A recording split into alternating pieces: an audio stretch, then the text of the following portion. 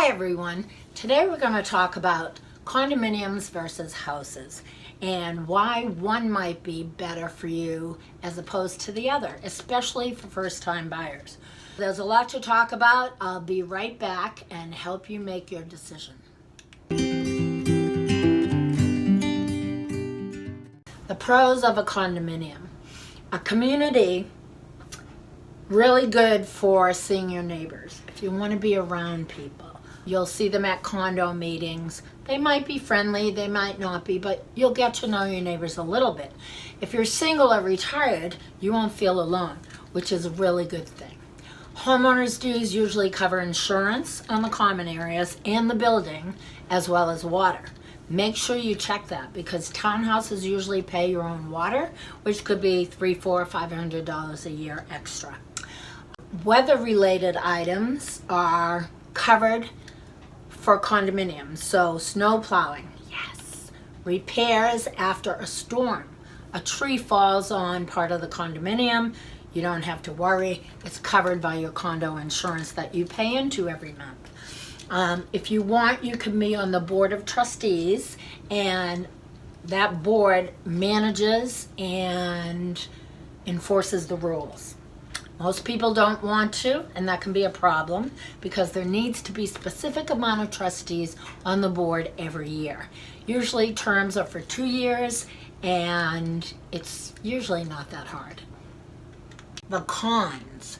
Rules and regulations of a condominium affect everyone, and you have less freedom to do what you want on the outside of the building. Generally, you can do whatever you want on the inside.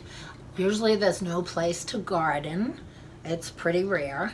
There are specific parking rules. You can be fined if you break these rules. And renovations must be approved by the Board of Trustees. They're usually pretty flexible unless you want to do something crazy.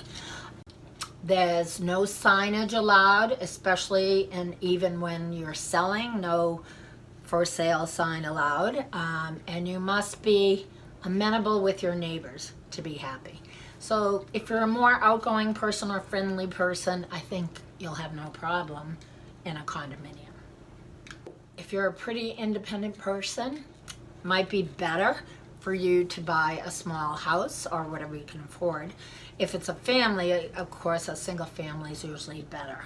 You can even post political signs in your front yard and no one can tell you to take it down. You don't have to talk to your neighbors if you don't want to.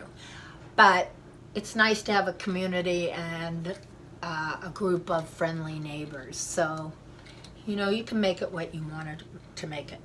Now, if you're going to buy a single house and you're a single person with a full-time job, it could be difficult. You're going to spend your weekends keeping up the house. You're going to have to keep up the yard. You're going to be fixing things. You have to hire your own person to plow and shovel the walkways. That can be a burden after a while because you don't have anyone to help you.